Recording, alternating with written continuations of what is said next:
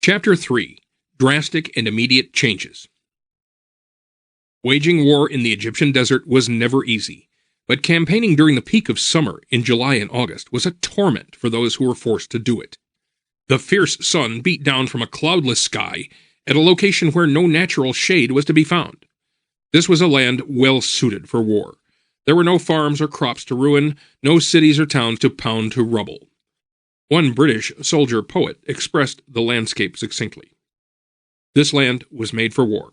As glass resists the bite of vitriol, so this hard and calcined earth rejects the battle's hot, corrosive impact. Here is no nubile, girlish land, no green and virginal countryside for war to violate.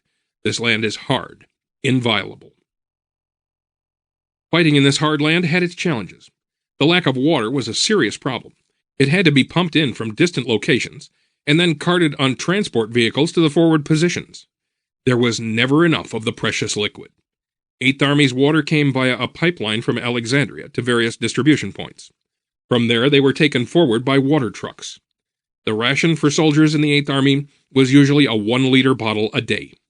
It tasted flat and had been chemically treated. This small ration had to be used for all purposes, half a mugful for a wash and shave, and the rest for drinking. The Germans and Italians took most of their water from old wells and cisterns along the coast. Much of the water was brackish, polluted with oil, and had also been chemically treated. It tasted foul.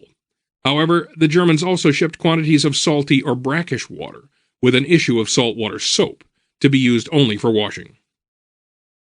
The fierce sun and lack of good water were hard enough to endure, but there were other torments too. Constant vehicle traffic had ground the surface into a fine powdery dust. The slightest breeze distributed this dust everywhere, so that all food and drink contained some dust. The dust clung to weapons, which, as a result, had to be cleaned several times a day. Swarms of flies added to the anguish, as did the fact that the slightest scratch could turn into a suppurating desert sore.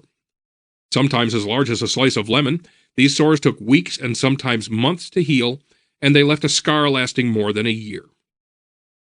Enduring these conditions, the men of British Eighth Army and the German-Italian Panzer Army Africa faced one another across the ill-defined no-man's land of the Alamein position. Neither army was capable of renewing the offensive at the end of July 1942. The soldiers of Panzer Army Africa had a distinct advantage, though. They still maintained faith in the higher leadership of their army. In Eighth Army, this faith had been steadily eroded from mid-July on. As the New Zealand official history noted, it could be said with some justice, for a time Eighth Army had ceased to be an army, so that plans of army action made by the commander, General Ritchie, and later by General Auchinleck, had little value.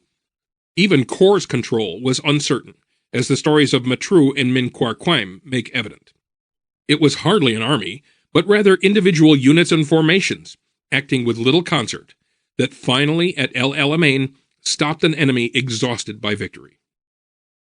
As identified in Chapters 1 and 2, Auchinleck had failed to grip Eighth Army sufficiently, and he lacked the leadership skill required of a senior field commander.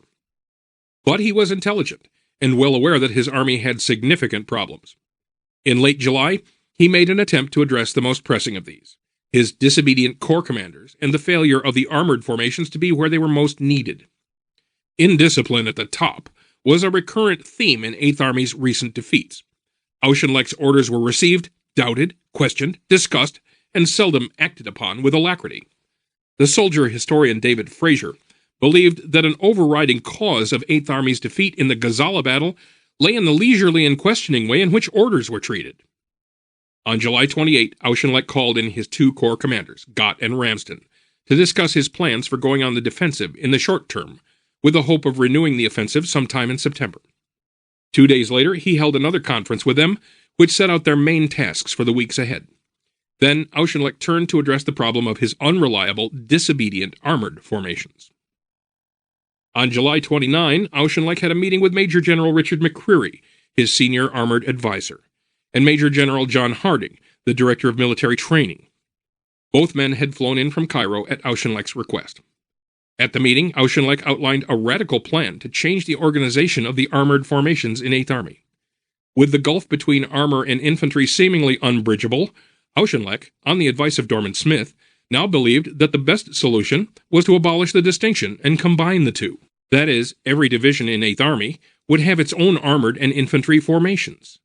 This would usually be 1 armored and 2 infantry brigades, but the mix could vary according to the allocated mission. It was a radical proposal, and McCreary was horrified by it. The meeting was stormy, with a tired and irritated Auchinleck informing McCreary that if he would not obey orders, he could consider himself relieved of his appointment. There was considerable merit in Auchinleck's proposal, but substantial naivete, too. Barr notes Auchinleck did not realize the depth of feeling that his proposal engendered amongst the officers of Eighth Army. It also caused consternation amongst senior officers in the United Kingdom. This inventive approach to a serious shortcoming in Eighth Army shows that not only was Auchinleck well aware of the problem, but he was prepared to take radical steps to solve it. In the end, only 1 division in Eighth Army adopted this proposal. Lieutenant General Freiberg, sickened by what had occurred at Ruwayasset Ridge and El Marais, concluded that he needed an armored brigade operating under his command.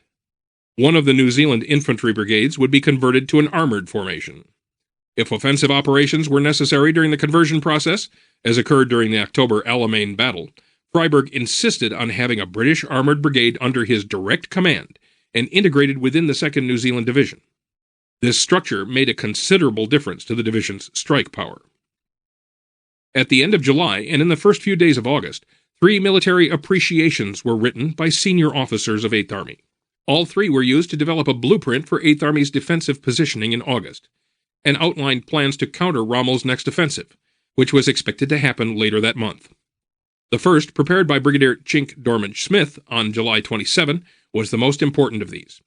Often blamed unfairly for many of the problems afflicting Eighth Army at this time, Dorman-Smith's appreciation was to be the most influential of the 3. In fact, due to its clarity of thought and the logical framework it contained, it was used as a model appreciation at the British Command and Staff College for many years after the war. Determined to prevent more failures, like the attacks at Ruwayasset and Ruin Ridge, Dorman-Smith's appreciation led to 3 main conclusions. The first was that Eighth Army was in no fit state to carry out further offensive operations. The reason for this was clear. None of the formations in Eighth Army is now sufficiently well trained for offensive operations. The Army badly needs either a reinforcement of well-trained formations or a quiet period in which to train. Eighth Army therefore needed to adopt the tactical defensive until we are strong enough to attack. This could not be until mid-September at the earliest. Rommel, however, could not afford to wait that long, and was likely to attack in the southern sector around mid to late August. Rommel would certainly try to attack before the end of August, avoiding the strong defensive positions to seek success in maneuver.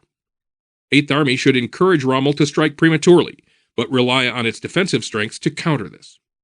Finally, Eighth Army needed to build up its strength, train its troops hard, and prepare to launch its own offensive in the northern sector, but not before the latter part of September.